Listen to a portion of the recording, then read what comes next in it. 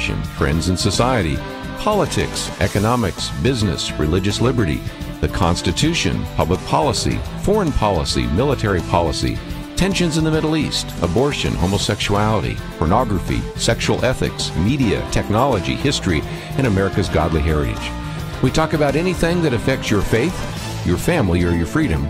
So don't go anywhere, because Point of View starts right now.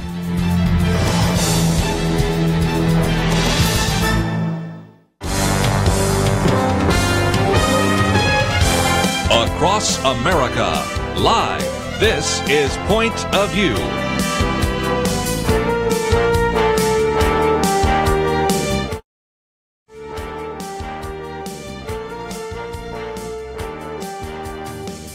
And now, Kerby Anderson. Thank you for joining us today. It is Monday, November 13th, the day after the Cowboys lose to the Atlanta Falcons, and we won't spend much time talking about that today, other than the fact that there were only 3 NFL players that actually took a knee. Chelsey with me, as always, on this Monday morning program, and that's one of the issues I might put on the table a little bit later. The NFL taking a knee has begun to fade away, so that's kind of good, I suppose. As it always does. It lasted a little bit longer than I thought it would, but eventually they'll get tired.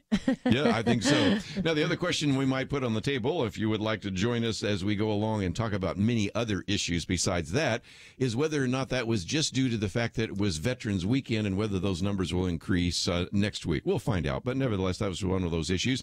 I might just mention that on this Monday program, we do have a live program that you can hear in Dallas, and oftentimes when you call in, we maybe have a busy signal because you're calling in at a time when the program's not airing, or even last week I was out once or twice, so we had some tapes. So today is a great opportunity for those of you in Dallas that have always wanted to join the program to give us a call, 1-800-351-1212.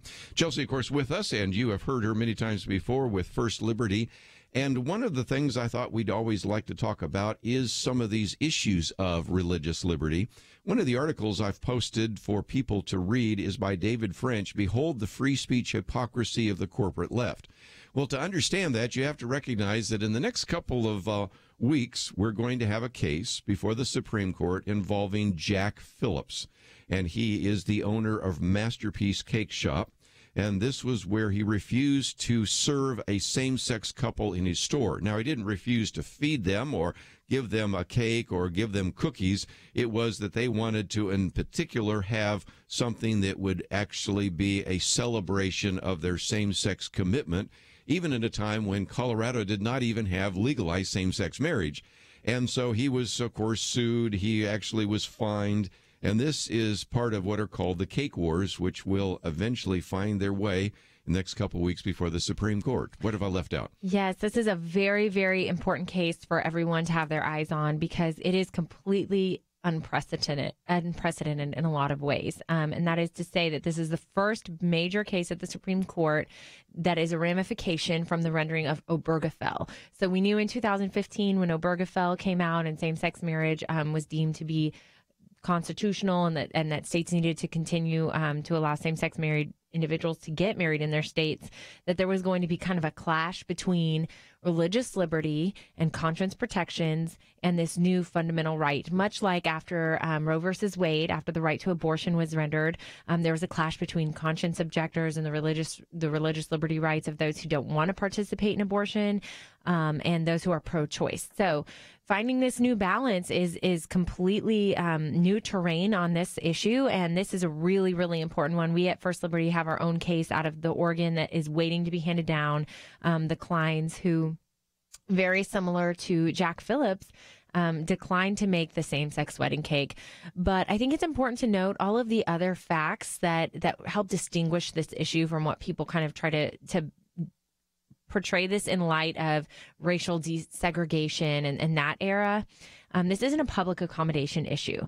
Truthfully, he was willing to serve them. He was willing to serve them any item from his shop, just like the Kleins had actually served the couple themselves before for other occasions.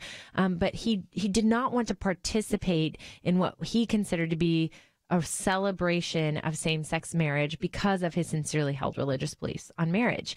And I think that he also had declined to make Halloween cakes before, lewd bachelor cakes before, and other types of events that did not comport with his religious beliefs. And so truly this is less about a person and an individual and more about not participating in an event. And that's an important distinguishment. It is, and because one of the things that I talked about a couple of weeks ago about the T-shirt case, which is out of another state, is this individual also declined to actually make T-shirts, in one case with a bucket of chicken with Jesus coming out of it, or one that says, homosexuality is a sin. So he was doing all sorts of things, and one of the articles we've posted here I call it Facts About Jack Phillips, where our good friend John Stone Street at Breakpoint points out that he refused to make custom cakes for Halloween and divorce celebrations, as you mentioned, turned down lewd cakes for bachelor and bachelorette parties. So it isn't just this.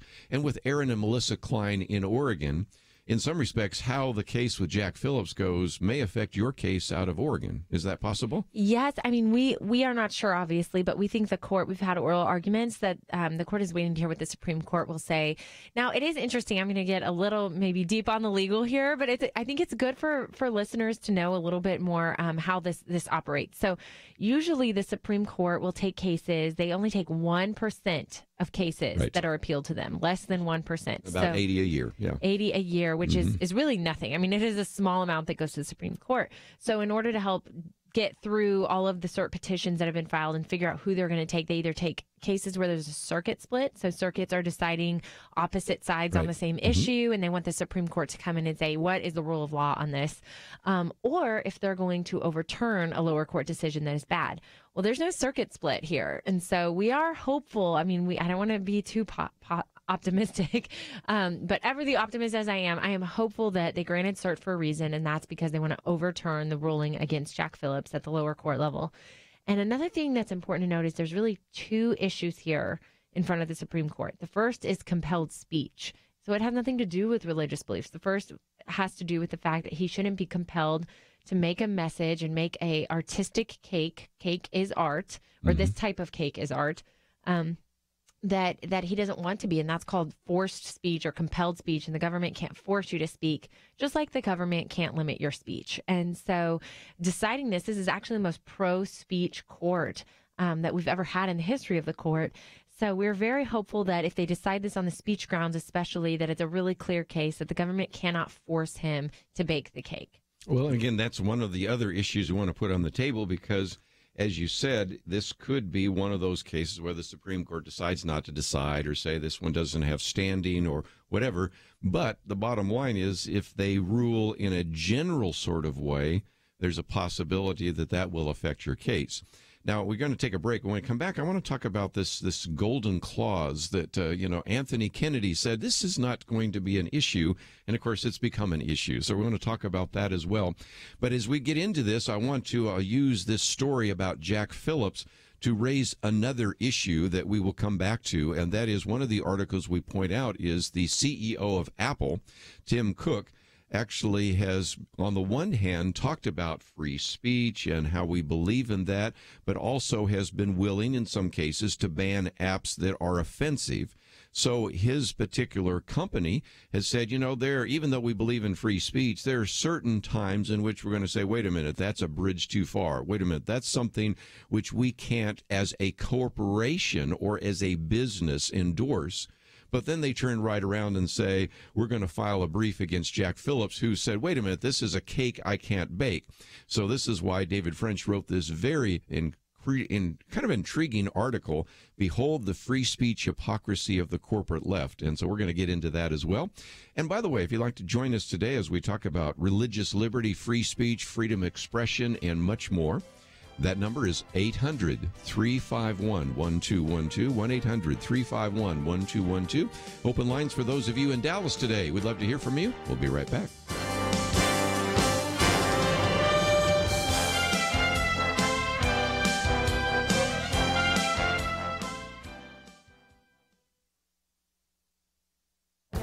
This is Viewpoints with Kerby Anderson. We all know that the cost of living varies from state to state and from city to city. The Tax Foundation has produced a map that shows the real value of $100 in each state.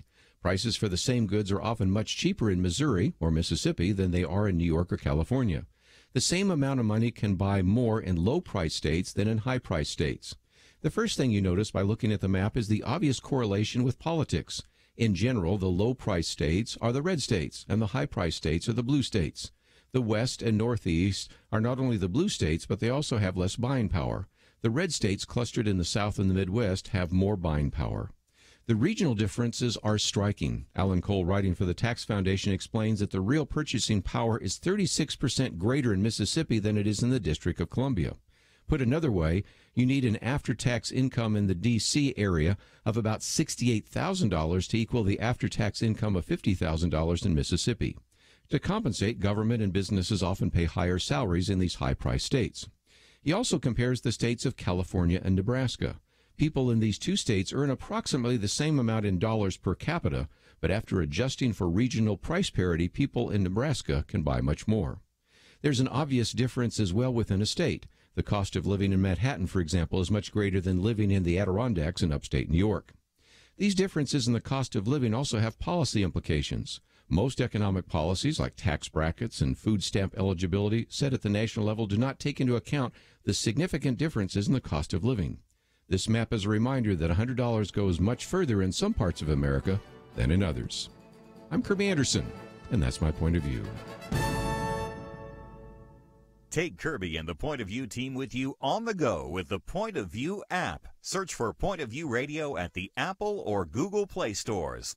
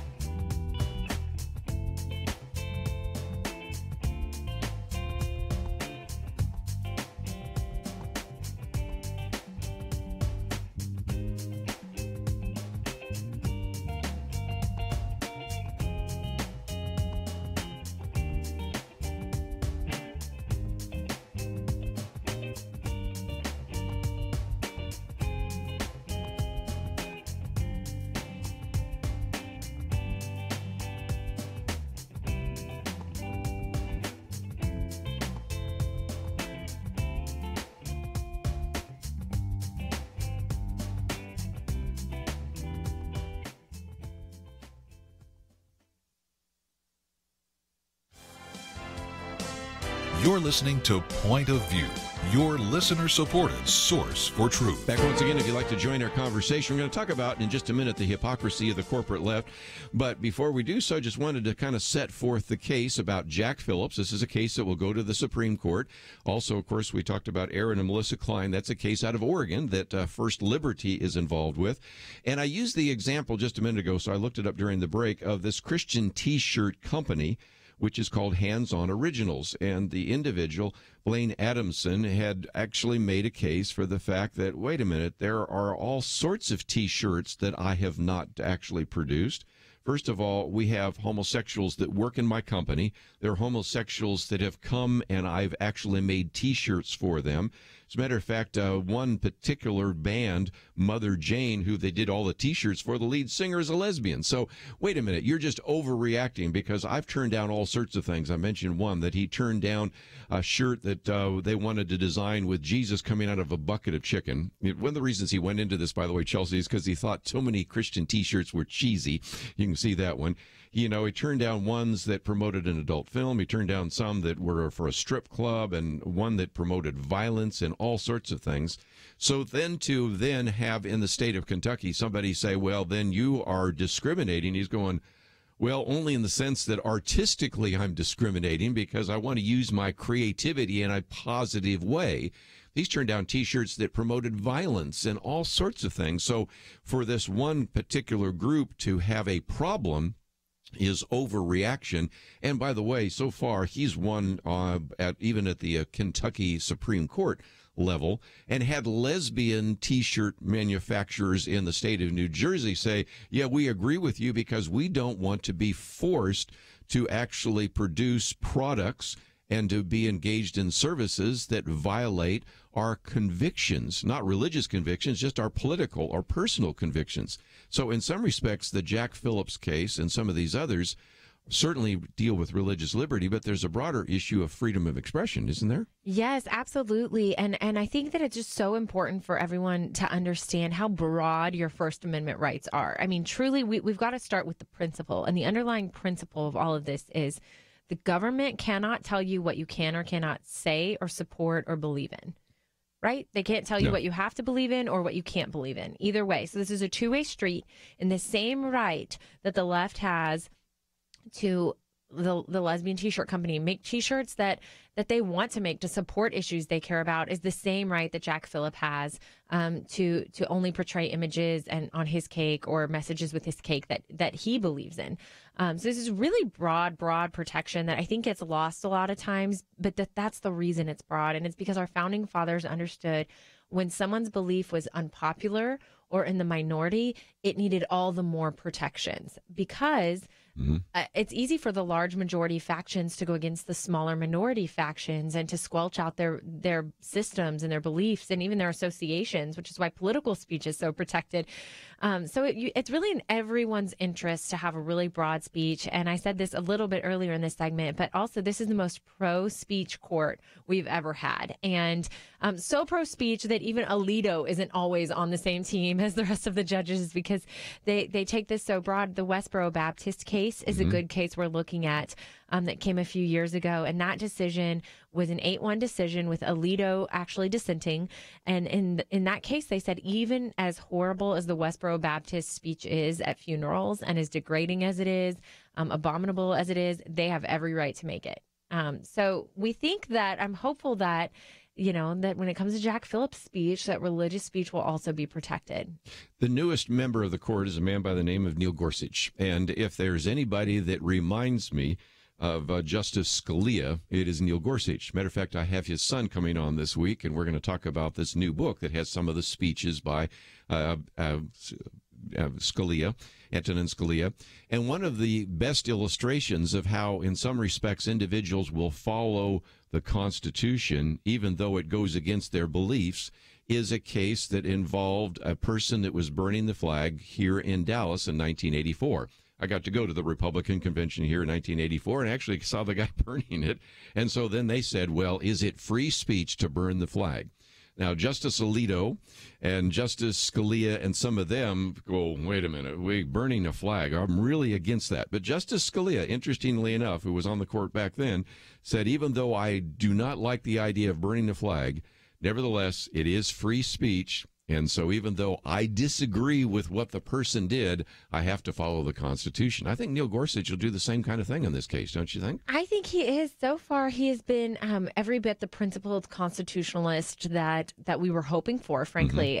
He had a really great decision. This is a tangential issue, but also a religious liberty case that we followed, which was Trinity Lutheran.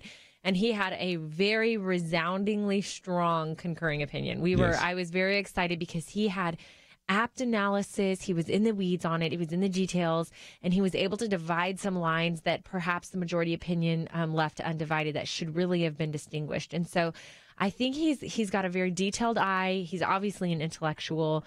And I think he'll come out hopefully strong on these issues. One of the things I saw an article, I think I passed it on to you a couple of days ago, is that some people are complaining because he wants to go back to the Constitution. He wants to say, what was the original intent? Yes, imagine a justice that actually is asking those kinds of questions. So anyway, that is a decision that is coming down. But it brings us back to this David French article, because Tim Cook, CEO of Apple, when he received this award from Newseum, which I was in Washington, D.C. the other day, and I drove by and said, I really want to go in there.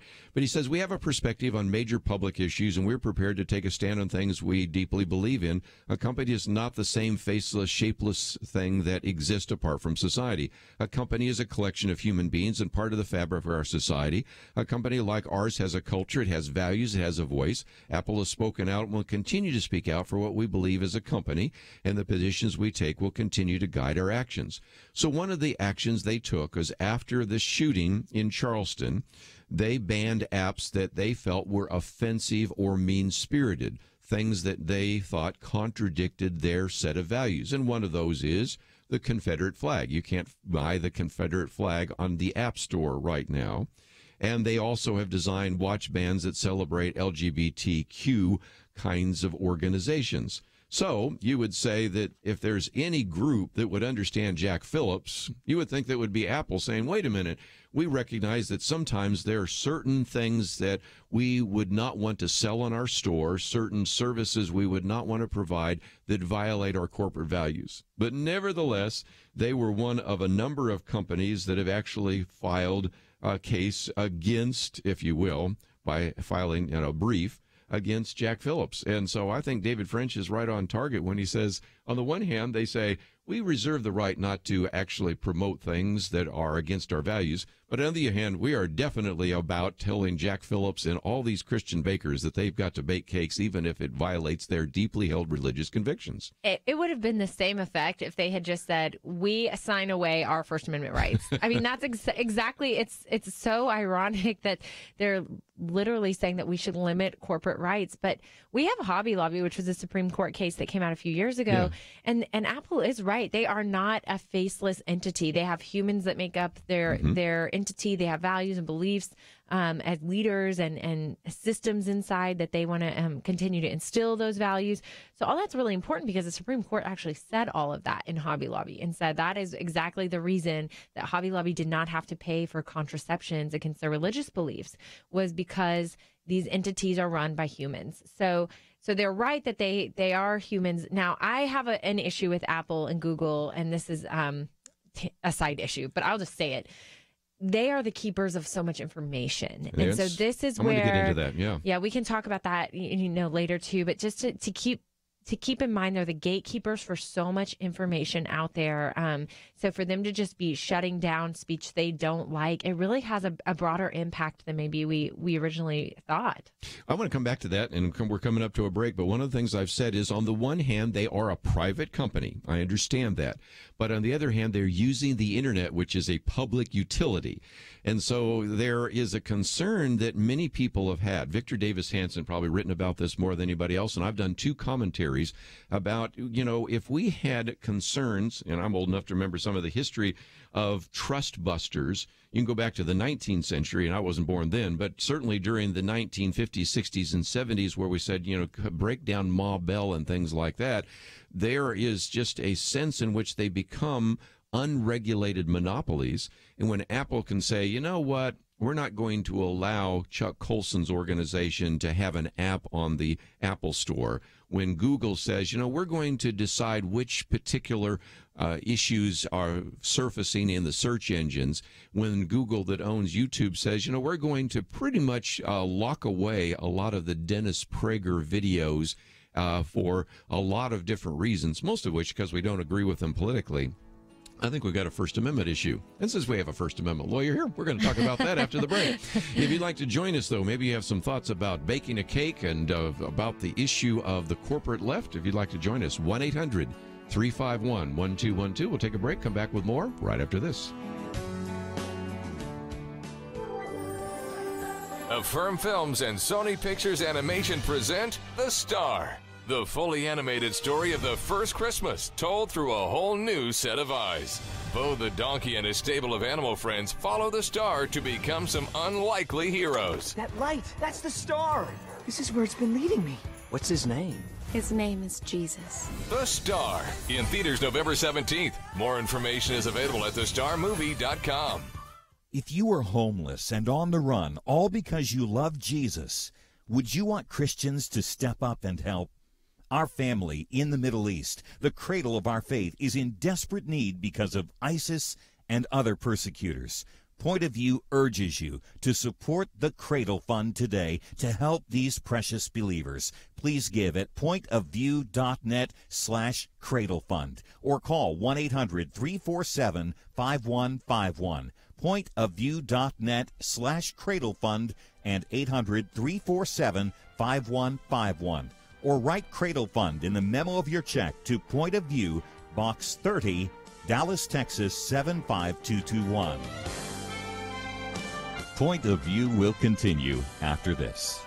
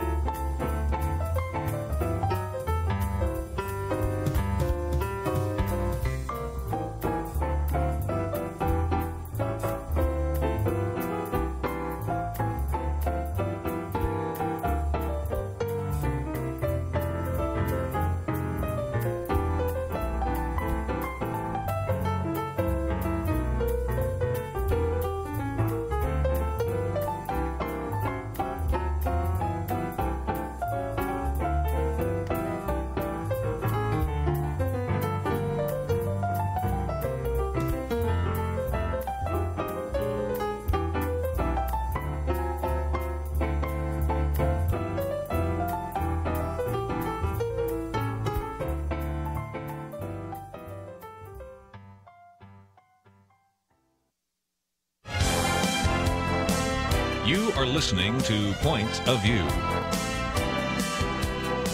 The opinions expressed on Point of View do not necessarily reflect the views of the management or staff of this station. And now, here again is Kerby Anderson. If you'd like to join our conversation, 1-800-351-1212. As we've mentioned before, sometimes you get a busy signal, so today we're opening it up for those of you in Dallas. So if we've talked about a couple of issues, so mentioned the NFL, we'll get to a couple of other topics in just a minute. But at the moment, focusing on this particular piece by David French, pointing out that here the Supreme Court is going to hear the case of Jack Phillips of Masterpiece Cakes. And this Masterpiece Cake Shop is going to either succeed in winning religious liberty rights for all sorts of individuals. I think if they are broad enough, Chelsey, they can be talking about not just cakes, but individuals that are providing public accommodations or certainly photography and florists and others. So really, this case is going to have an impact on a lot of people, don't you think? A lot of people. It's definitely the seminal case on this issue, and it'll be interesting to see how they decide it, and I think they might even try to just stick, instead of getting into any of the religious liberty aspects, they could just decide this completely on the speech issue, and it's a really strong court on speech. So that would be, I think, the case law is on his side. And I think speech would be the better way because obviously those are religious convictions, but there's a broader issue there, and that is you wouldn't want to force a Jewish baker or a Jewish photographer to go to some kind of event that was maybe neo-Nazi or anti-Semitic. Of course we wouldn't do that, and we would certainly not ask a Muslim restaurant to be forced to produce anything that wasn't halal or whatever. I mean, you can go down the long list of ways in which we would never force upon an individual something that violated their religious convictions, their philosophical convictions, or frankly, just their own creativity. Can you imagine going to a photographer or an artist and say, I want you to shoot it this way, I want you to paint it this way? We would say, no, we have freedom of expression in this country. We, even if you don't have a First Amendment in other countries, don't force people to do that, right? That's so right. But we knew this trend, unfortunately, was going to happen because we have other Anglo countries who have similar constitutions to ours, as kind of the people who went first. So we had Australia, England, and Canada all approved same-sex marriage beginning about 10 years before us and on. And they have all undergone immense expressive suppression over the last 10 years. And that was actually what First Liberty Institute drafted an amicus brief in Obergefell, saying that the speech issues here, the ramifications on speech, are really, really detrimental and important to look at because these other countries, I think in Australia, you can be imprisoned for up to 6 months for using the wrong pronoun for a gender identity. Yeah. I mean, now some of these countries had a little bit more limited speech than we do, but it's important to look at those countries as a forewarning and say, if we really value religious freedom and freedom of speech and freedom of association, those First Amendment core components, then we have to protect them now. And it's the court's decision and job to do that. One of the issues that surfaces there is where I feel like sometimes homosexuality becomes a special case. And a good example of that is back in the 1980s when we were doing this broadcast, we pointed out that if an individual has an STD, you do what's called contact tracing because you want to alert another individual that you may have contracted an STD from this individual. That was standard public health. But when you have the AIDS issue, because it affected a disproportionate number of homosexuals, they said, no, we're not going to do that in that case. So it was like it was a special case. And here it's almost like a special case as well. Because as we're coming back to this article by David French, you have Apple's CEO Tim Cook, who on the one hand says, I really believe that I have the rights and our corporation and our businesses have the rights to not be forced to actually provide things that violate our corporate policy or our philosophical ideas, our values, or, of course, you could even extend that to our religious perspectives. Yet, as David French points out, Cook's company, along with 36 other corporate individuals, and that would be Yelp and Amazon and American Airlines and Citicorp, actually contacted the Supreme Court to rule against the free speech rights of a small business, that is Masterpiece Cake Shop. And as he says, this tiny Colorado bakery did nothing more and nothing less than exercise the very same rights that Tim Cook proclaimed in April. It used its voice to defend its corporate values. And so this, I think, is an issue as well, because these big social media groups and high-tech groups, first of all, are treating homosexuality as a special case. They would not allow their corporation to teach or to provide services or to sell material that they disagreed with. But on the case of homosexuality, well, that's enough that they treat that as a special case, don't you think? Right. Well, I think the left already views sexual orientation as a protected class. Yes. That's kind of the legal term for it. But other protected classes are race, and actually religion is a protected class, as well as national origin. We've all heard that laundry list go on. And then what we would call semi-protected class would be sex. So male and female. And the Supreme Court actually specifically declined to go that far. In Obergefell, Kenny had the opportunity to say sexual orientation is a protected class, and he didn't really go that far. And so I think the left views this very much. They keep trying to make this a kind of a racial segregation type issue. And again, I think it's just so easy to distinguish that, because he was willing to serve them. He was willing to serve them anything. It had nothing to do. And he would also say that I would not serve a heterosexual a cake for a same-sex wedding. It's all about the event. It's all about the ceremony that he's declining to participate in. And he has every right to do that. I would think so.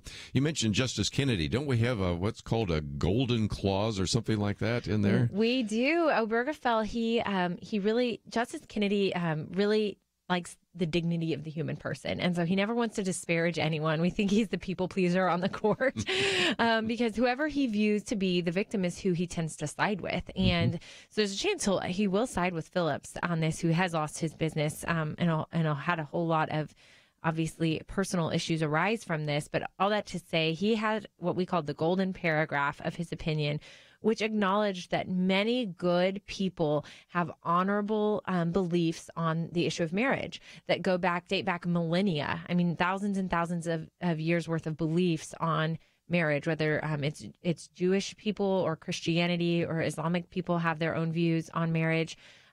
He acknowledged that and said these are honorable, good, well-intentioned motives, and that they should not be disparaged or punished because of those beliefs. So that is what we're here today to decide. And actually December 5th, I think, is the oral argument. Well, we'll find out. Again, since sometimes they argue that these laws against same-sex marriage were done out of animus, I got a kick out of the fact that in one point he says, but these are deeply held beliefs and we should respect those. Well, yeah, if you thought they were animus, I don't know how that fits out. But nevertheless, just before we take another break, one of the things you mentioned just a minute ago, and it's one that's concerned me as well, is some of these groups, whether we're talking about Apple or Amazon or Google, I'll just focus on those three for just a minute.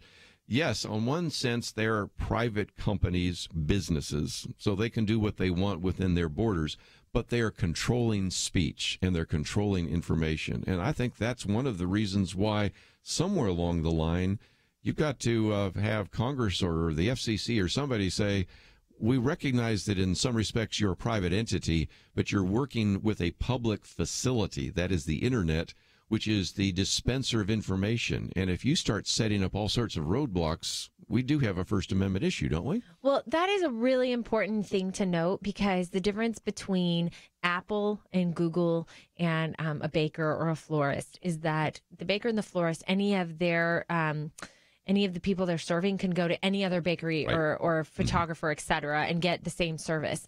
We cannot get the same service that Google provides anywhere else. There are other types of servers, but really Google is the gatekeeper for information. Apple definitely has its own hedge on the market. And so I think what we're talking about is really a monopoly. Mm-hmm. And if the conservative, and that's a conservative value, is free markets and free and freedom of information and more competition. And if they have the only block and corner on information in the market, then they have a duty to provide diverse amounts of information and allow there to be competition of ideas. So it will be interesting to see if the legislators respond to some of the issues we're having. I know that many pro-life groups, their apps have been taken down. And I would say this to any conservatives or Christians out there, that the reason I think that the left has they hold the purse strings in so many ways to these companies. And there's a lot of, financial incentives for these companies to really align with the left. And I think the conservatives need to have some pushback on this and say, if you take away our pro-life apps, if you take away what if they take away our Bible apps? Then there's going to be some maybe business ramifications from that type of behavior. Well, again, we'll take a break, and if you'd like to join us, 1-800-351-1212. Something I've been writing about as well, just this whole concern about whether or not some of these various businesses, corporations are becoming kind of monopolies. We had in the turn of the last century what were called trust busters, and concerned about whether the Rockefellers and the Vanderbilts and others controlled that. But even more recently, we've said, maybe Ma Bell is just a little too big, and it's a controller, again, of information that was on a telephone. This is even more significant. So if you'd like to join us, 1-800-351-1212. We'll be back right after this.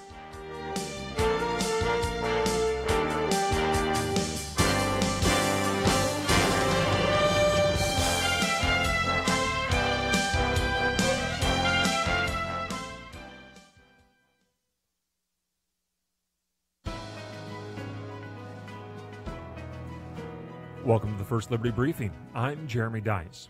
Supreme Court Justice Samuel Alito recently gave remarks to a group in New Jersey. His 45-minute presentation proved to be quite sobering. Justice Alito is a proven defender of religious liberty.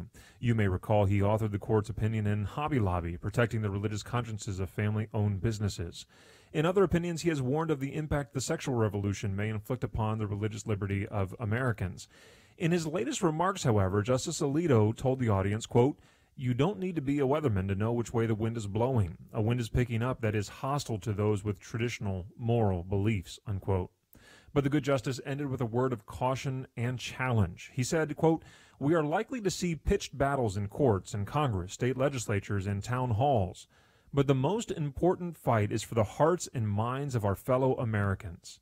It is up to all of us to evangelize our fellow Americans about the issue of religious freedom," unquote.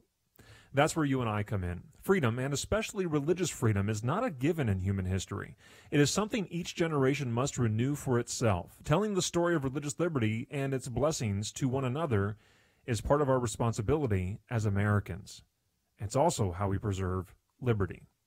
To learn how First Liberty is protecting religious liberty for all Americans, visit firstliberty.org. You can learn how to protect religious freedom in the workplace, public schools, your church, the military, and more by downloading First Liberty's free Religious Liberty Protection Kits at firstliberty.org. That's firstliberty.org. If you want hope for religious freedom, go to firstliberty.org.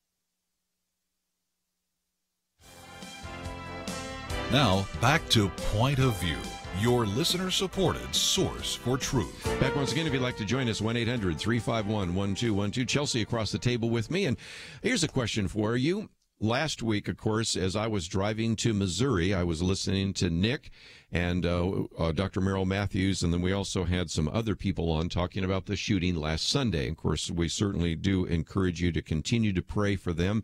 Second hour, we might get into this whole idea of prayer shaming, but I want to come to a bigger issue. Were there 26 killed? Yes.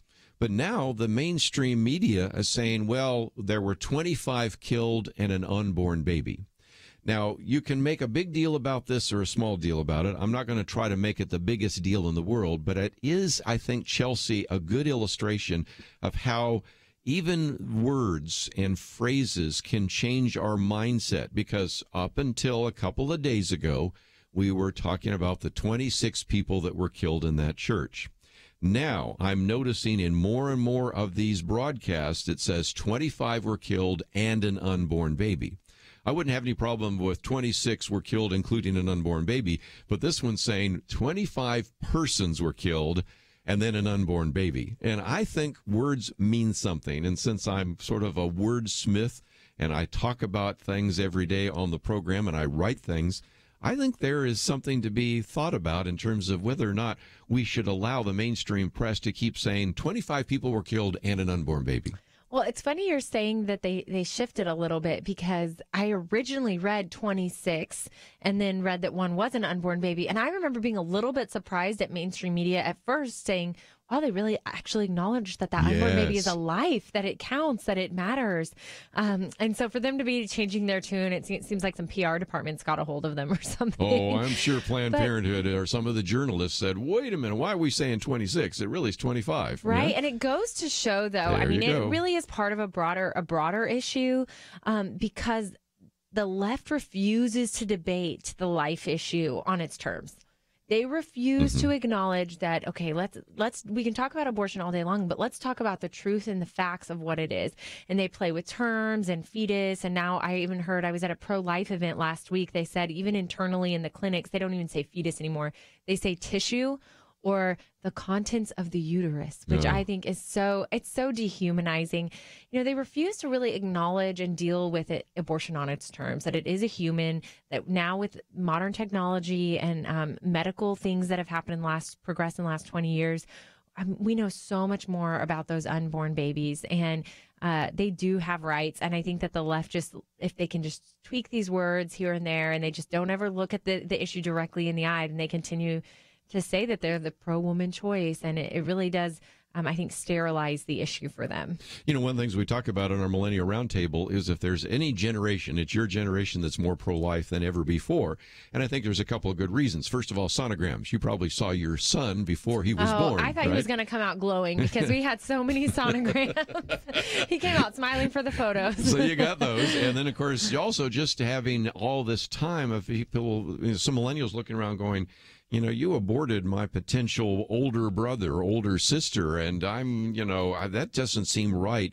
So that certainly has been the case, because I think Planned Parenthood really assumed, and NARAL and other groups assumed, that after a generation growing up with abortion being legal, you would be the most pro-choice generation, and instead you turned out to be the most pro-life generation.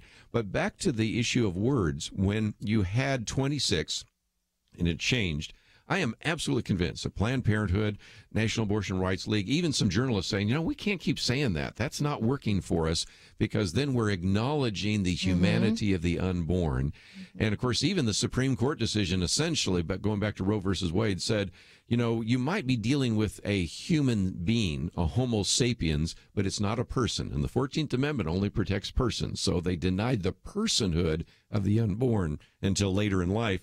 At least later in gestation. And so this is an important issue, and I don't want to overplay it, but I don't want to ignore it either. When you start seeing 25 dead plus an unborn baby, that tells you that some people are recognizing how dangerous it would be to acknowledge that one of those 26 is a human being. I think you're so right. You're so right. And we just have to even think about it in terms of basic law and criminal law. If you kill a pregnant woman, it counts as 2 homicides. And so your sentencing is based on 2 deaths instead of 1. And so truth always prevails. I think truth is always rises to the surface. And I do think that's one of the reasons the millennial generation is more pro-life than they are pro-choice, because it is, at the end of the day, it's a human issue, and millennials really do care about, sometimes to a fault, human issues. But it is good in this sense, when it is truly a real human, authentic human rights issue, for millennials to say, look, it looks and feels like a baby. It sounds like a baby. The baby has nails at 8 weeks. So, really thinking through some of the medical knowledge that we have now. Heartbeat and all the rest, and electroencephalographs, so they have brainwave activities and all the rest. So that is the case. One other issue I thought I'd mention is that I think some of this is surfacing right now. I'm starting to see, and I've talked with a couple of individuals, including when I was in Washington, D.C. a week ago with Colonel Alan West. I also talked about it with Pastor Robert Jeffers. I was at a luncheon with him, and that I am noticing a greater number of what I call pro-choice or pro-abortion gotcha questions and pro-choice gotcha kind of stories that are surfacing on Facebook. And I think part of that has to, and also in Twitter and other places as well, is it the United States House of Representatives passed the Pain-Capable Unborn Child Act, and now it's before the United States Senate. And I think some are starting to say, wait a minute, if this passes the Senate in some way, President Trump will sign it. Even if it passed before, you knew that it would be vetoed by President Barack Obama. So I think that there's kind of a gearing up a little bit of the pro-abortion group. So you're going to have to think through these issues in ways maybe you never had to before.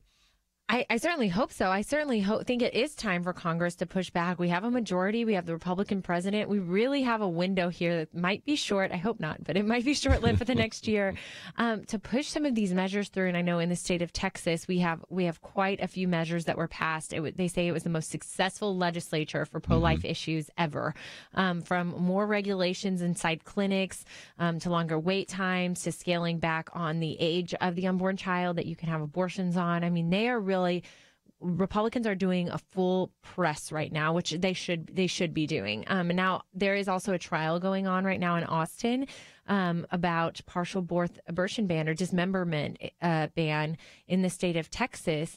And the attorney general is fighting, on behalf. And I even heard that some of the reporters had to leave the room. Some very, very liberal reporters had to leave the room when they were talking about really what happens in the clinics. Because when you really understand, and like I said, truth prevails, what is actually going on, and when we get rid of the rhetoric, at the end of the day, it's a life that's ending, and sometimes in really, really inhumane ways. Well, again, let me encourage you to consider what you might do to be involved in this pro-life battle as well. One of those is if you see one of those articles, you might send a letter to the editor and say, wait a minute, I think, didn't we lose 26? How's this 25? And then the unborn baby. Another is to pay attention to some of those legislators. You had a chance to hear some of the individuals that are working in the pro-life movement in the state of Texas. Find out where they stand on those issues, because in many cases, there's some great opportunities. Still, even though Roe versus Wade is still the law of the land, there's a lot of room there for informed consent and 24-hour waiting period and this whole issue of partial birth abortion, a variety of others. So find out where those legislators stand. And we're going to take a break and come back and get into a couple of other issues. But we've talked about everything from the NFL to free speech to even the pro-life issue. We'll get into gun control, taxes, and how that's going to affect your family. All that coming up. And if you'd like to join us at any point, that number is 1-800-351-1212. Go to our website, pointofview.net. Before we're done, we'll talk a little bit more about some of the resources at First Liberty, but we've posted many of these articles for you to read today. Take the time maybe to post them on your Facebook page or send them to someone and start a conversation. We'll be right back. Affirm Films and Sony Pictures Animation present The Star, the fully animated story of the first Christmas told through a whole new set of eyes. Bo the donkey and his stable of animal friends follow the star to become some unlikely heroes. That light, that's the star. This is where it's been leading me. What's his name? His name is Jesus. The Star, in theaters November 17th. More information is available at thestarmovie.com. If you were homeless and on the run, all because you love Jesus, would you want Christians to step up and help? Our family in the Middle East, the cradle of our faith, is in desperate need because of ISIS and other persecutors. Point of View urges you to support the Cradle Fund today to help these precious believers. Please give at pointofview.net/Cradle Fund or call 1-800-347-5151. Pointofview.net/Cradle Fund and 800-347-5151. Or write Cradle Fund in the memo of your check to Point of View, Box 30, Dallas, Texas 75221. Point of View will continue after this.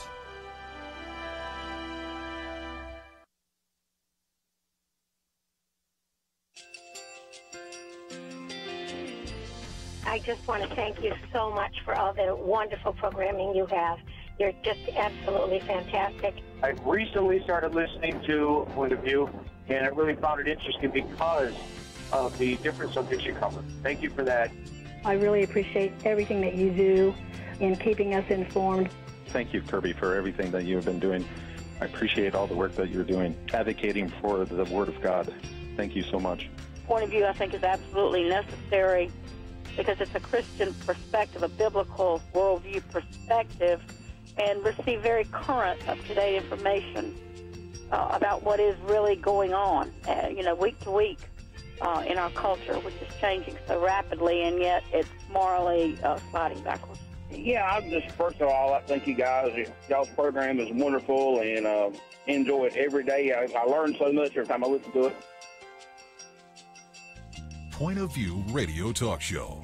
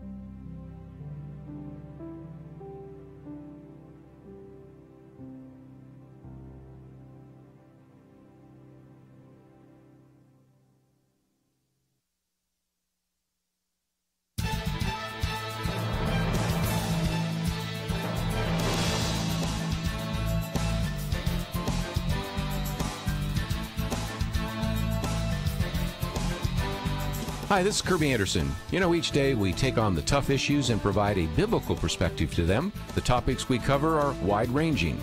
Apologetics, theology, prophecy, creation and evolution, intelligent design, marriage, family, child-rearing, the millennial generation, trends in society, politics, economics, business, religious liberty, the Constitution, public policy, foreign policy, military policy, tensions in the Middle East, abortion, homosexuality, pornography, sexual ethics, media, technology, history, and America's godly heritage.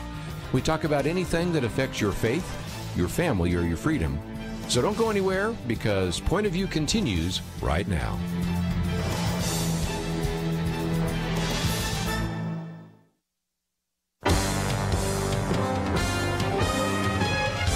Across America, live. This is Point of View.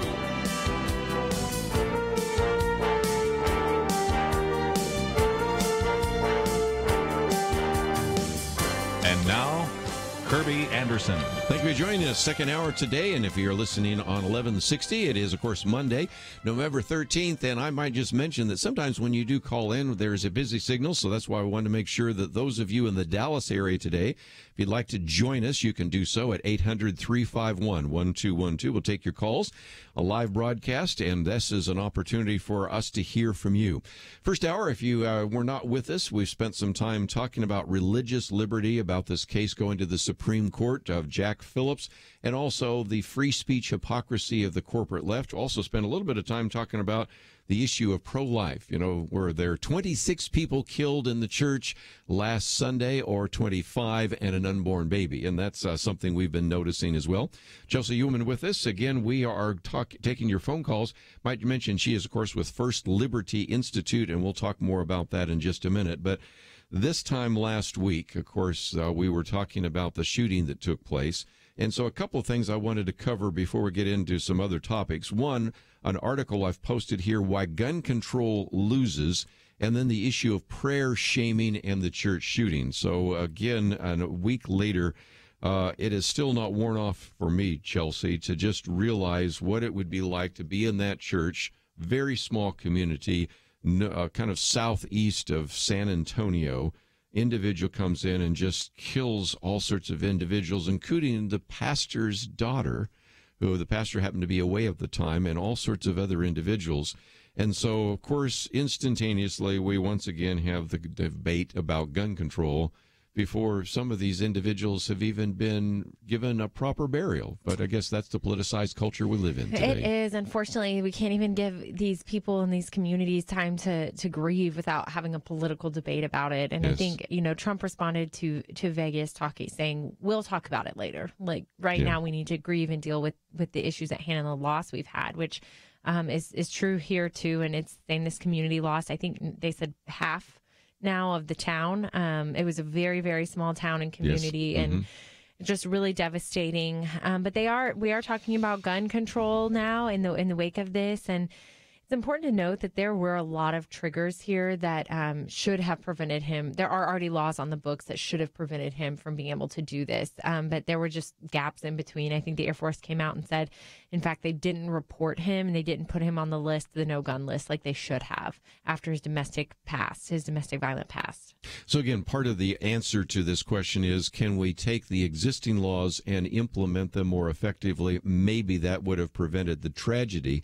But this article that I've posted here for those of you to read is helpful because it just illustrates the fact that we're not going anywhere on this for a lot of different reasons. Ramesh Ponnuru has written Why Gun Control Loses, Motivated Opponents, Ambivalent Supporters.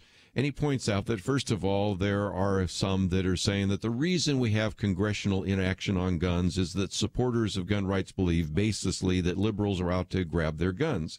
Well, you can come to a reason that maybe that would be the ultimate goal when you have, for example, as it said on the second page, points out that President Barack Obama talked about how he really would like to have a system like Australia. Well, I've had some interns that are now back in Australia that remind us that basically the Australian policy was to confiscate guns. So you could see how that possibly could be the mindset. But the bigger issue is that they say that people are actually motivated by the National Rifle Association. Yet, as somebody pointed out the other day, none of these shooters were members of the NRA. So that's not the issue. But what I think they do point out, and this article points out, is very simple. Politicians in both parties know this. There are many more intense, relatively single-minded supporters of gun rights than opponents of it. An elected official is much more likely to lose office because he voted for regulating guns than because he voted against it. So this leads to this, well, we need to do something. And yet I think people on both sides of this issue recognize there's not going to be any real change in the gun laws. Yes, Dianne Feinstein actually implemented and introduced the idea of another assault weapons ban. That's not going to go anywhere in the Republican Senate, much less in the Republican House of Representatives. So there's just going to be a lot of finger pointing, a lot of, as we'll talk about in a minute, shaming of individuals. But the reality is nothing really is going to happen in this issue of gun control, is it? No, and call me cynical, but I think the Democrats know that they've got a lot of seats to gain ground on in the next year and a half if they want to even get close to taking back the majority next year, next election. So they're probably not going to actually try to rock the boat on gun control rights this year. I don't think they would be successful even if they tried. But it does allow them just to have room for a lot of rhetoric, a lot of strong rhetoric. They can come out saying, you know, we strongly oppose gun rights and then not actually do much about it. But I do think they know that they've got a lot of ground they need to be gaining. And if their constituents really are pro gun rights and pro our Constitution, which they probably are, then they aren't going to actually put their money where their mouth is, I should say. You're not going to hear me quote from Saturday Night Live too often, but they had a skit this weekend where they had individuals pretending to be various Democrats, whether it's Nancy Pelosi, Dianne Feinstein, or even Bernie Sanders, and all sorts of individuals. And one of the lines in this Saturday Night Live skit was simply that we need to probably get a few more people than does to two coasts. So we need to get some of those mouth breathers in Wisconsin, those window lickers in Minnesota. And I'm like, oh, they really got it right. Because, again, the quickest way to turn off a lot of members of the National Rifle Association, but a lot of others that are not NRA members who maybe are still a little bit ambivalent and maybe even slightly concerned about the gun violence, is to just ridicule anybody that has a desire to utilize their Second Amendment rights. And so there has been a kind of a conscious effort up until recently on the part of some of the leaders in the Democratic Party not to talk about gun rights, to know, as the article I think aptly points out, you're more likely to lose a situation or lose a particular election because you stand for gun rights than for you to simply not say anything about it. But in this highly charged atmosphere, I don't think it's going to help in some of the middle America states where, if indeed you're making gun control the big issue, you're going to have a lot of people turn out to make sure that you don't win re-election. Not a lot of traction. People like to hunt. I mean, let the people hunt. So I think they're a little bit maybe out of touch in some ways with the constituency. But like I said, I don't think they're going to get much ground. That's not to say there aren't regulations that could happen, that could be enforced better, as you mentioned earlier, rules that are already on the books that we can make sure are actually being nailed down in the states. And there are things that you can do without just wholesale banning different types of weapons and as you said, taking people's weapons from them. Well, and as some people have said, you know, there is a way in which if you really want to profile individuals, okay, then let's take guns away from individuals that have actually engaged in these shootings. Well, what are the characteristics? Well, a lot of them are atheists. Mm-hmm. Good number of them are Democrats. And then have Muslims. So, okay, we won't let atheist Democrats and Muslims have guns. No, never had one liberal say that's a good idea. So you can see, even if you wanted to profile the shooters, you just there's just no way to get to that. So when we come back, I want to talk about this issue of prayer shaming, then we'll get into some other topics as well, because this church shooting has led to lots of rhetoric, and perhaps you have some comments about those as well. So give us a call, 1-800-351-1212. We'll take a break, come back with more right after this.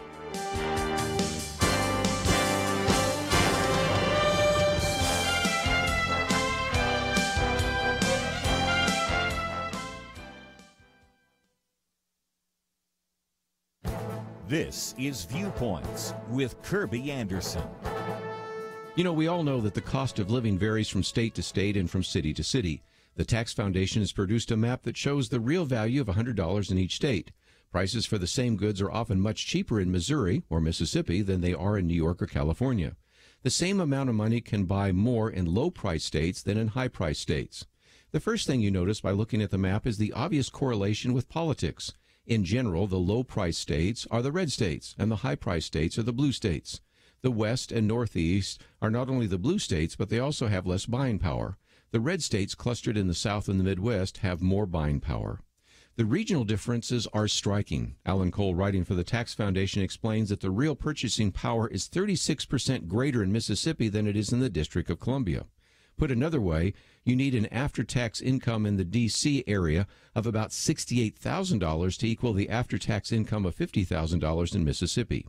To compensate, government and businesses often pay higher salaries in these high-priced states. He also compares the states of California and Nebraska. People in these two states earn approximately the same amount in dollars per capita, but after adjusting for regional price parity, people in Nebraska can buy much more. There's an obvious difference as well within a state. The cost of living in Manhattan, for example, is much greater than living in the Adirondacks in upstate New York. These differences in the cost of living also have policy implications. Most economic policies, like tax brackets and food stamp eligibility, set at the national level, do not take into account the significant differences in the cost of living. This map is a reminder that $100 goes much further in some parts of America than in others. I'm Kerby Anderson, and that's my point of view. Take Kerby and the Point of View team with you on the go with the Point of View app. Search for Point of View Radio at the Apple or Google Play stores.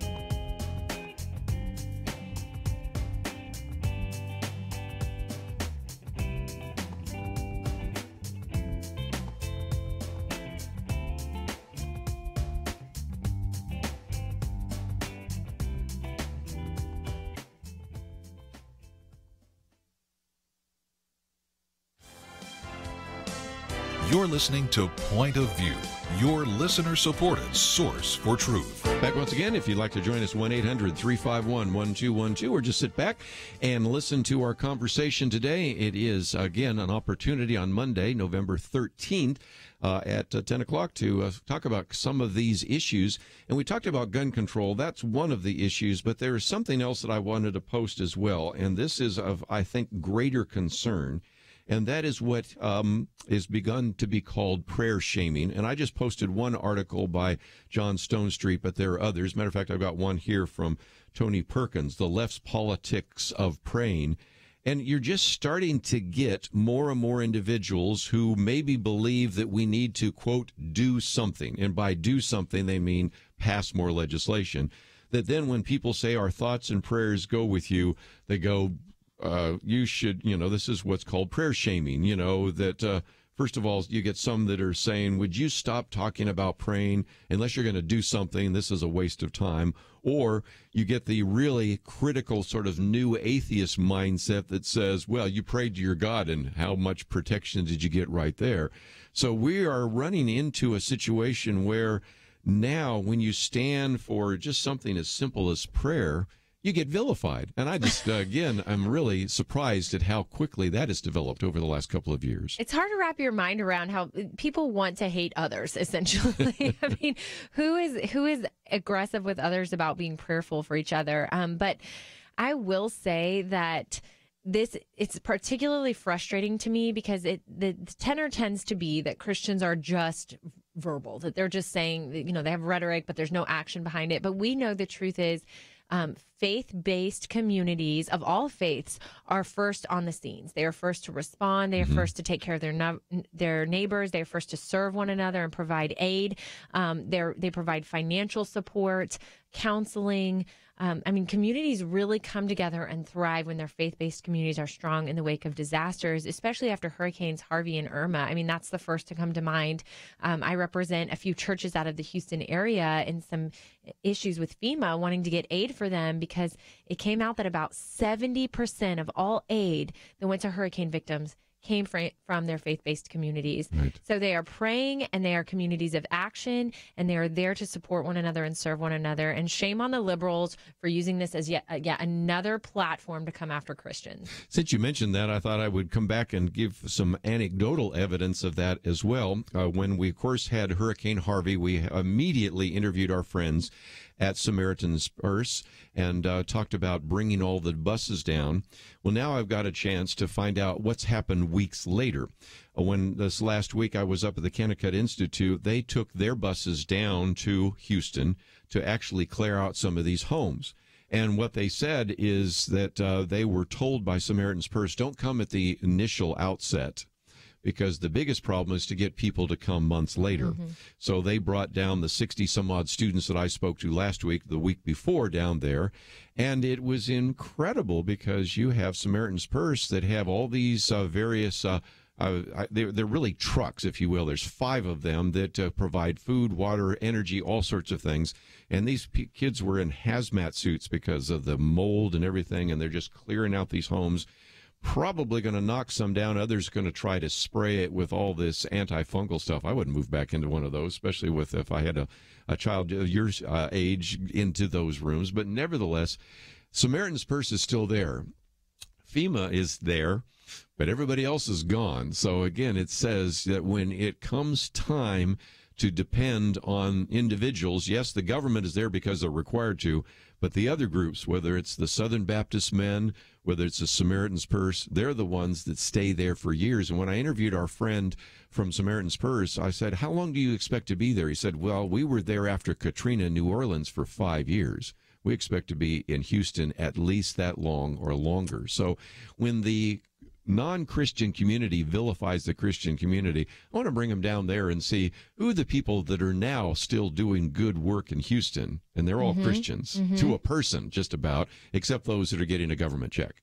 Yeah, they're petty. It makes me so frustrated. I think, is this high school? Yeah. I mean, you're really taking the time to write articles and shame people for praying. Get down there and volunteer, because that's what the people who are praying are doing. And they're serving their communities. They're just instrumental. And even the head of faith-based organization, community outreach for FEMA, came out publicly saying we could not be as effective as we are and do what we do without faith-based organizations. And it's truly the church being the church. And I have to say this all the time when people say, shouldn't there be a separation here for the government, not helping faith-based entities out when they need help as well? And I say, they rely on the faith-based entities. And because of their faith, it's why these communities come out and serve. It's not just tangential to their faith. It is central to their faith to love their neighbors as themselves and to be the church to their communities. And so because they're motivated by faith, they act. And you shouldn't disparage their faith. Yeah. Well, we had Todd Wagner in studio here, sitting in that chair just a couple of weeks ago. We're talking about what the church needs to do, and there's a good example, and his book is really a good example of that. But let me come back to prayer shaming for just a minute, because you're going to hear more about this, and that's why I posted this article. It was really Emma Green at the Atlantic Monthly that after the San Bernardino shooting, so this goes back a little bit of ways, she talked about this idea of prayer shaming, the idea that those individuals who are very critical, when you hear the phrase, well, our thoughts and prayers go with the victims and their families. I almost don't want to say that anymore because it's just become now a lightning rod. But the example that John Stonestreet uses here is, he says the epitome of prayer shaming was the front page story of the New York Daily News after the San Bernardino shooting, which read, God isn't fixing this. And then, of course, since then, you've had some others. You also have actor Will Wheaton, who sometimes shows up on the Big Bang movie, TV show as well, that said the murdered victims were lying in a church. If prayers did anything, they'd still be alive, you worthless sack of, and I won't finish the sentence, but you can see that you're just having these really critical comments.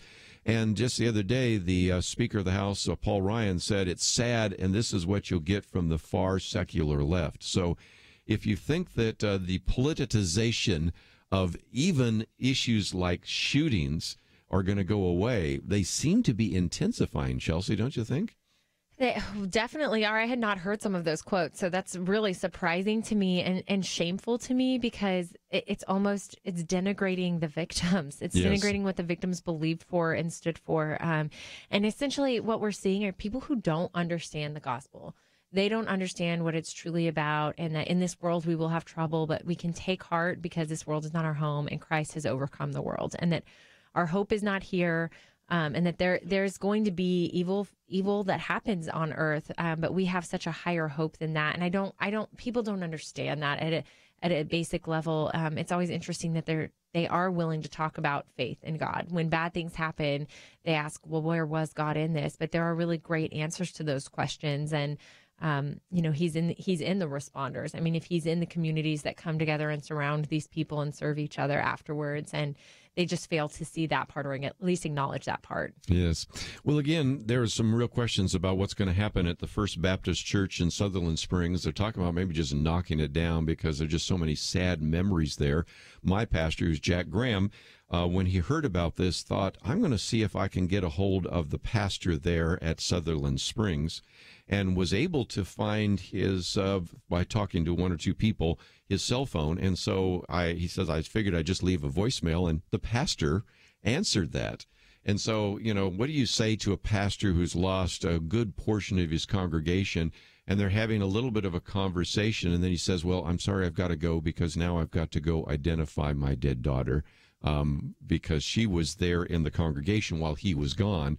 So he had lost his 14-year-old daughter and had to go identify the body, and so had to hang up on the phone. And I thought, that just tells you everything. And so what do you say to those situations? I think you say that ultimately we have hope beyond the grave, but to say that I've got a great theological answer for why a madman walked into First Baptist Church in Sutherland Springs and killed 26 people, I don't have a good answer for that. And what is going to unfold in that church over the next couple of weeks and years is going to be something that needs a great deal of healing.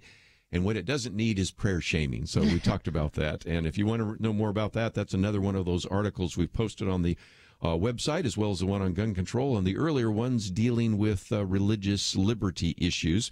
When we come back, we'll finish off this last half hour talking about taxes. This affects you, and you may want to know where we are on all of that. So what kind of circumstances do we have right now? Is it possible that we'll actually see some progress from both the House and the Senate on a very important issue, and that is tax reform? And if you'd like to join us at any point, that number is 1-800-351-1212. Go to our website, pointofview.net. We've posted those articles, and when we come back, we'll also have Chelsey talk a little bit about some of the great resources at First Liberty. We'll talk about those, and of course, if you'd like to join us, that number is 1-800-351-1212. We'll be back with more right after this.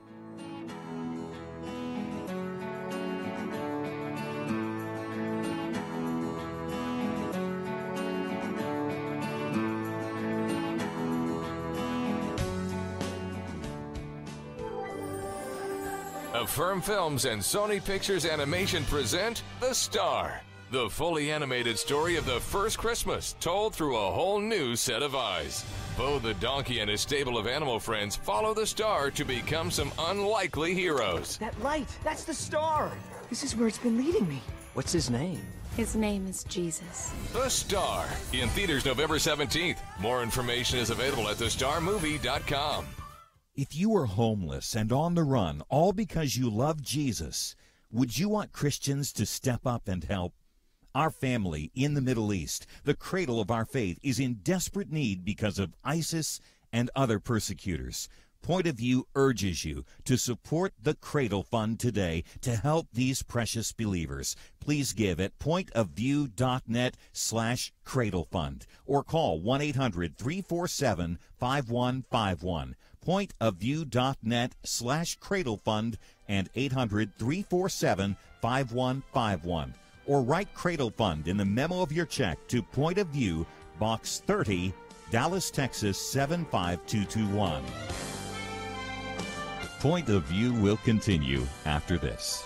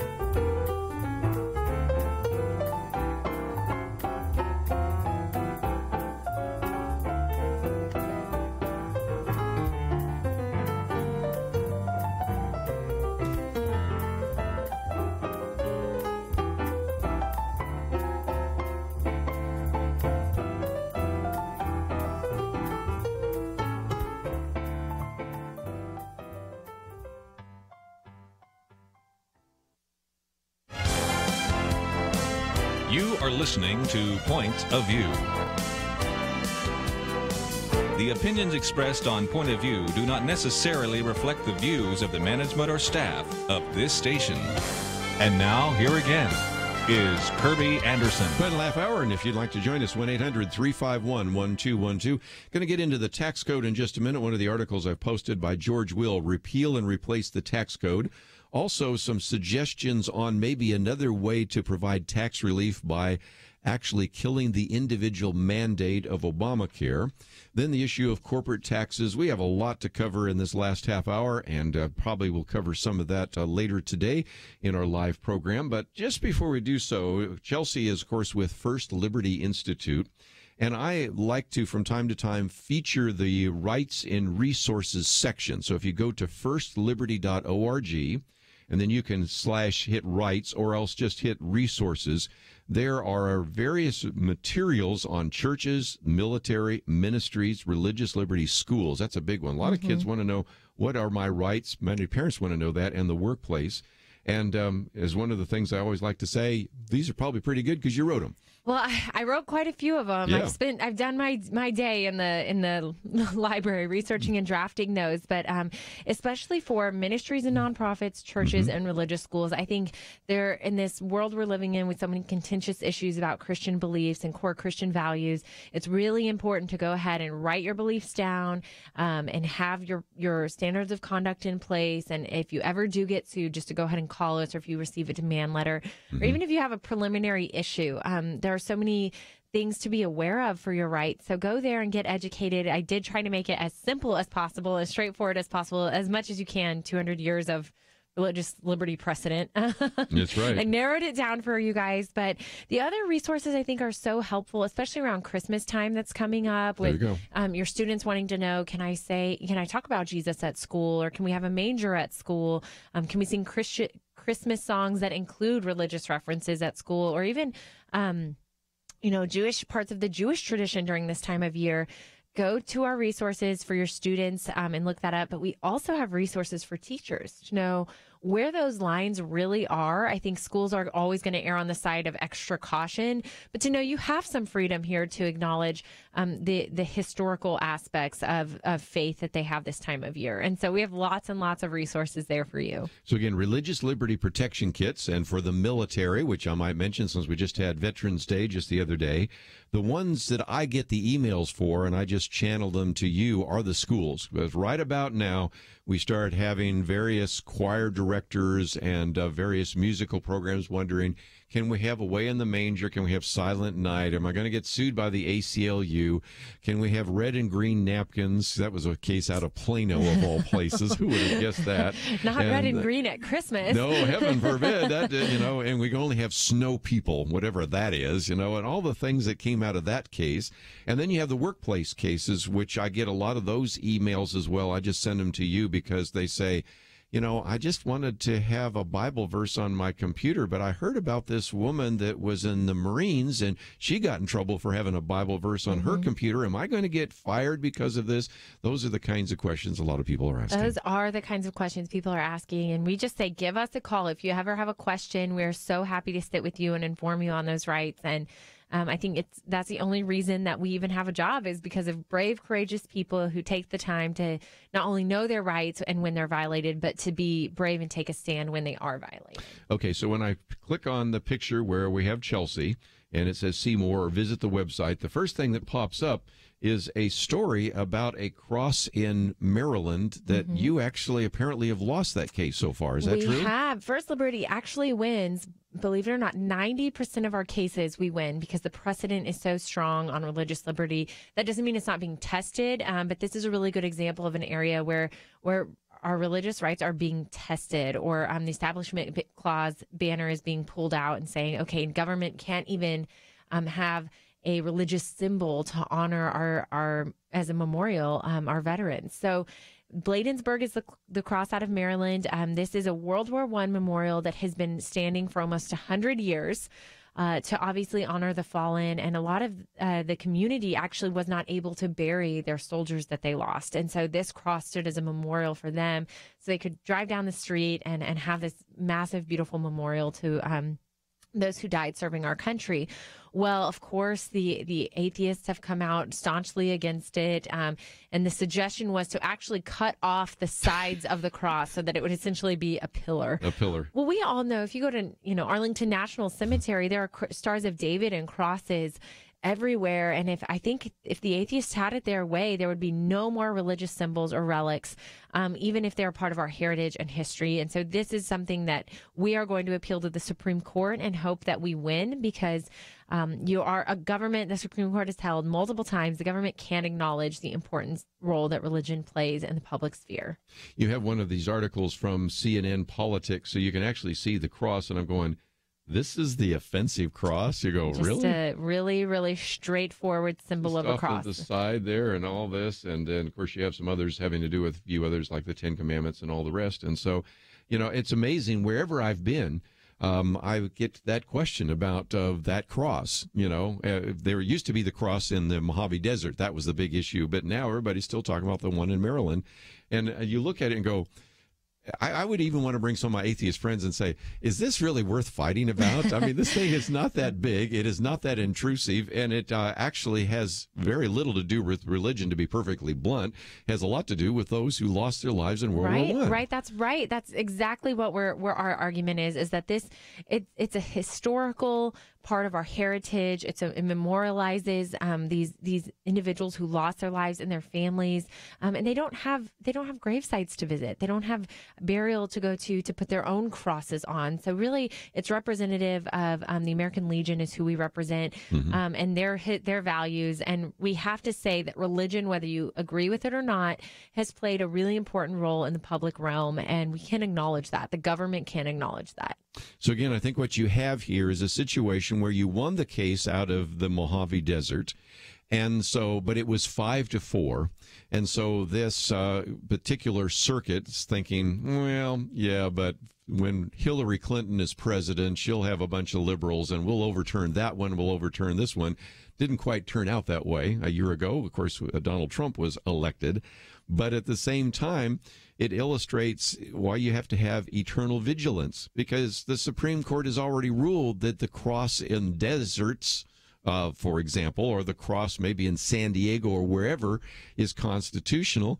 But then you have one in Maryland saying, no, we're going to violate the precedent and just hope that maybe the court changes its complexion. That's the only thing I can come up with for why they even come up with these kind of rulings. They continue to challenge. I mean, we have seen these challenges nationwide constantly. And so it isn't really until the Supreme Court gets very clear and explicit that we're hoping these challenges slow down. I don't know. But I certainly hope so, that the Supreme Court will both grant cert, allow us to really debate this, and then obviously go and protect the memorial. So again, prayer target is to ask that maybe you pray for the fact that the Supreme Court will hear this case. And as you pointed out just earlier in the broadcast, Chelsey, the chances are against you. It's like chances of winning the Texas lottery, because, they take about 1% or less of all the cases. Why would they take this case? Maybe they would take it because they wanted to reassert what had already been decided before. But I could see how very easily they would ignore it. So a very important prayer target. Just before we take a break, let me mention, I was going to get to this earlier, but we didn't. The tax code. One of the articles I've posted here is by George Will, Repeal and Replace the Tax Code. And what he points out is there have been some individuals in the past that have actually suggested, instead of trying to reform the tax code, maybe, as some have suggested before, let's just get rid of it, because, as he says, this year's best tax bill, which Representative Bob Goodlatte has introduced 6 times since 2006, as the 4 pages long and contains fewer words than the new Republican bill has pages. It could be titled What You Wished For, the Mitch Daniels Act. It is titled with the almost unprecedented accuracy, the Tax Code Termination Act. It would nullify the existing 4 million word code as of December 31st, 2021, and require that by July 4th of that year, it must be replaced by a new one that would be necessarily be designed on purpose. If there's anything that you have right now in the tax code, it's this convoluted Byzantine tax code that makes no sense. even to people that are actually tax code lawyers, right? I am not one of those you're people. not. I'm not a tax attorney, and I'm grateful because 4 million words is a lot of words, not to mention all the case law surrounding it. So it is convoluted, it is messy, and I think a clean slate would be a dream, but more importantly, I hope the Republicans can get together and agree on some of these key aspects. We're going to take a break, come back and talk briefly about where that is and the status. And one of the things we talked about with Dr. Merrill Matthews on Friday was that there is another way to deal with some tax relief, and that is to kill the individual mandate, which is the cause of tax and health care reform. So that is something to get into. Also, what about this issue of corporate taxes?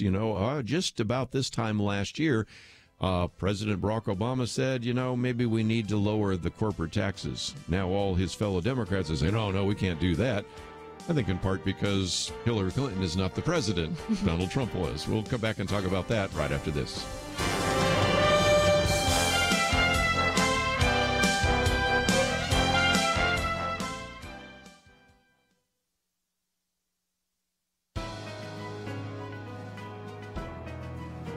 Welcome to the First Liberty Briefing. I'm Jeremy Dice.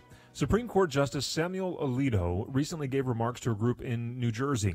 His 45-minute presentation proved to be quite sobering. Justice Alito is a proven defender of religious liberty. You may recall he authored the court's opinion in Hobby Lobby, protecting the religious consciences of family-owned businesses. In other opinions, he has warned of the impact the sexual revolution may inflict upon the religious liberty of Americans. In his latest remarks, however, Justice Alito told the audience, quote, "You don't need to be a weatherman to know which way the wind is blowing. A wind is picking up that is hostile to those with traditional moral beliefs," unquote. But the good justice ended with a word of caution and challenge. He said, quote, "We are likely to see pitched battles in courts and Congress, state legislatures, and town halls. But the most important fight is for the hearts and minds of our fellow Americans. It is up to all of us to evangelize our fellow Americans about the issue of religious freedom," unquote. That's where you and I come in. Freedom, and especially religious freedom, is not a given in human history. It is something each generation must renew for itself. Telling the story of religious liberty and its blessings to one another is part of our responsibility as Americans. It's also how we preserve liberty. To learn how First Liberty is protecting religious liberty for all Americans, visit firstliberty.org. You can learn how to protect religious freedom in the workplace, public schools, your church, the military, and more by downloading First Liberty's free Religious Liberty Protection Kits at firstliberty.org. That's firstliberty.org. If you want hope for religious freedom, go to firstliberty.org.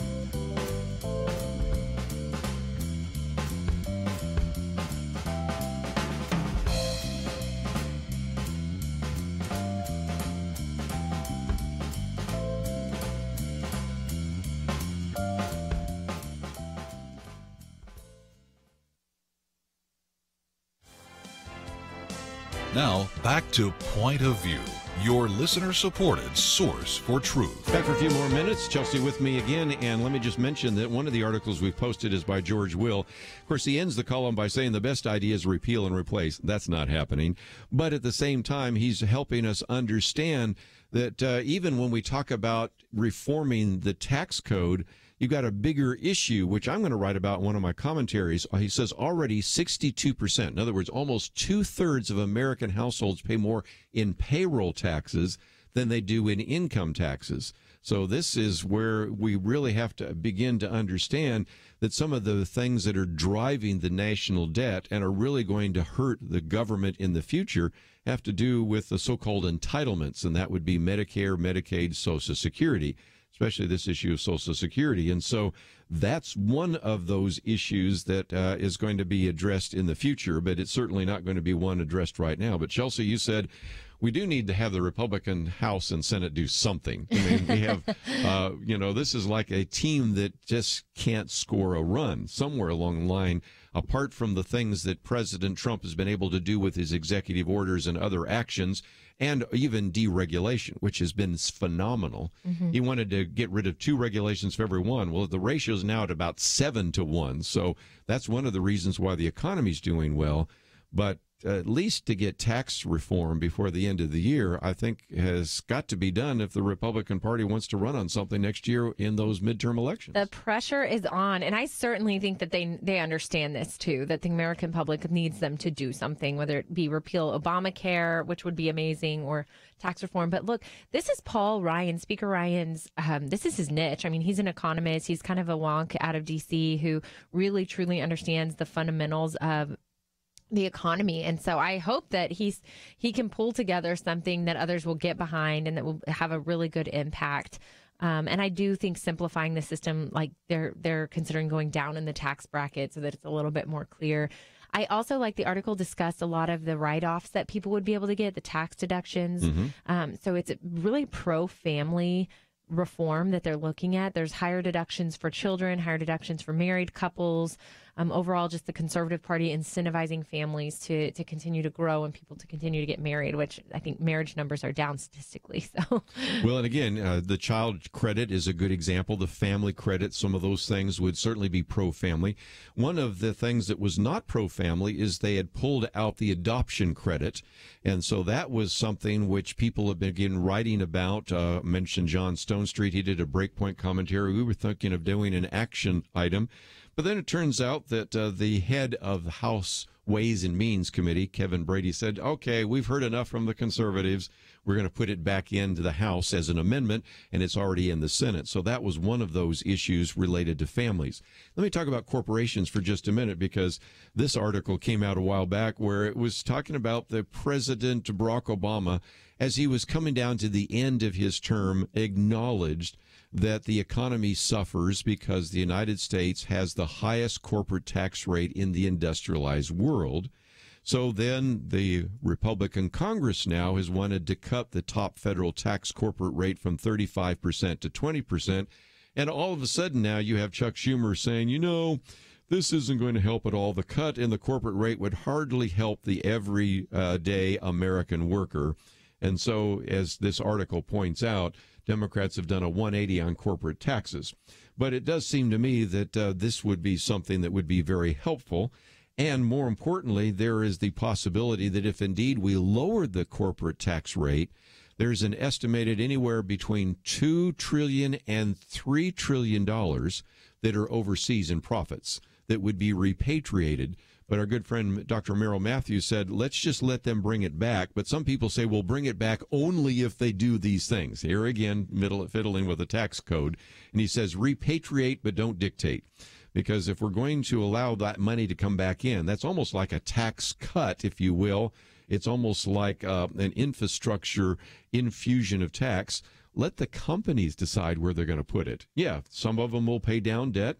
Some of them might actually benefit the dividends of the investors. But you know what? Others are going to spend in labor, research, development, refurbishing their corporations, whatever it might be. But this infuse of $2 to $3 trillion of money that is just sitting overseas because you don't want to bring it back at a 35% tax rate would be a tremendous boon to the economy, wouldn't it? That absolutely would be. That number astounds me. I knew that it was quite a bit, but I didn't know we're talking in the trillions. Yes. Of business that is overseas. That's truly the platform Trump ran on. I mean, that was one of the major things. I even saw an interview with him, this is a sidetrack, but from the 80s with Oprah, and that was the number one thing he was talking about was the issue with corporations outsourcing outside of America. And so bringing those home would truly be a campaign promise rendered to the American people, but also great for our economy. And I think that Republicans are being a little bit negative Nancy sometimes about D.C., saying that really nothing's been accomplished. But truthfully, the Dow has had multiple records hit in the last 11 months since Trump swore into office. And our economy is doing well. The employment rate is at the highest it's been in years. So we are seeing some economic shift for the better in our country. And I would hope that these tax reforms and corporate incentives would really continue that trend. Yes.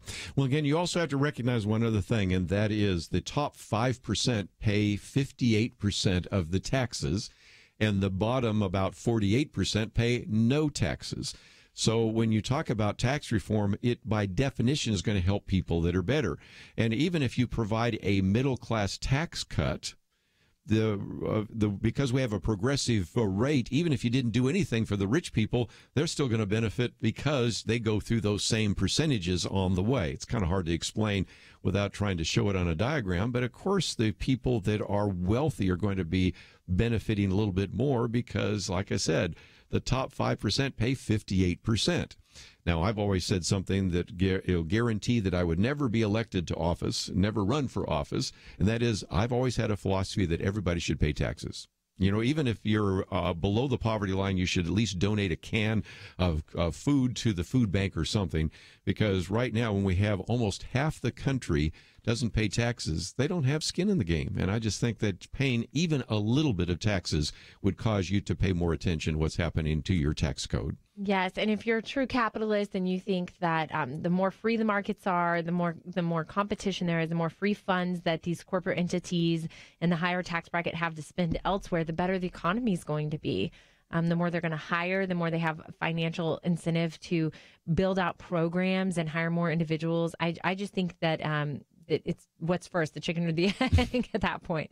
Well, and if you go to Ireland, and I had some friends that just went to Ireland, you know, they're just talking about the booming economy there. Well, when it's only 12%, you know, it's not the luck of the Irish that have this booming economy. It's the fact that they have a corporate tax rate that's about a third of what ours is. And so we're only talking about dropping it from 35% to 20%. This next January, I'm going to be in Hungary again, and I've seen the economy boom there as well because, again, they have a very low corporate tax rate, and so people are willing to go into Hungary and build in places that used to be behind the Iron Curtain. And so that's something we need to think about in our country. Yes, and just to remember, too, that this truly, I think the left quantifies this in terms of a gain for the wealthy, but it's actually a gain for the middle class as well. I mean, as we mentioned earlier, there are higher deductions for families, but they're also they're decreasing all of the tax brackets. And so everyone is really getting a cut. It's not just the wealthy, but just remembering this is a plan also for the middle class. That's for sure. Well, we need to say goodbye for today. But again, if you'd like to know a little bit more about what Chelsey does at First Liberty, Kelly Shackelford and others, we have a link to the website. And don't forget, we have those great religious liberty resource packets. And I hope that you'll take advantage of those, especially during the Christmas season. We're going to have all sorts of people say, no, you can't sing a Christmas carol. You can't have a candy cane store. You can't do any of that. And so we want to educate you about that. Chelsey, thanks for being with us today. Thanks for having me. I want to thank Andrew and Steve for their help behind the scenes. We'll see you back here tomorrow, right here on Point of View.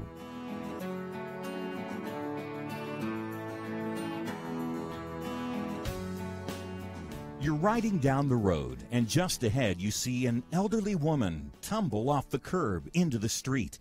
As your friend drives past, she prays, "Lord, please send someone to help that poor woman," and drives on.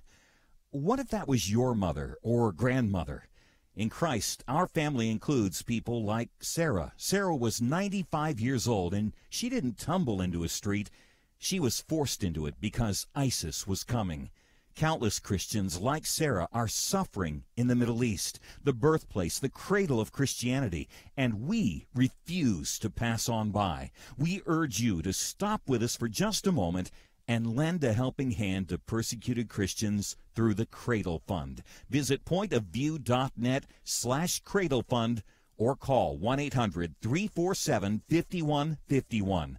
Our Middle Eastern family needs us. Stop and give right now. pointofview.net/Cradle Fund and 800-347-5151. or mail a check with Cradle Fund in the memo to Point of View, Box 30, Dallas, Texas 75221. Point of View is produced by Point of View Ministries.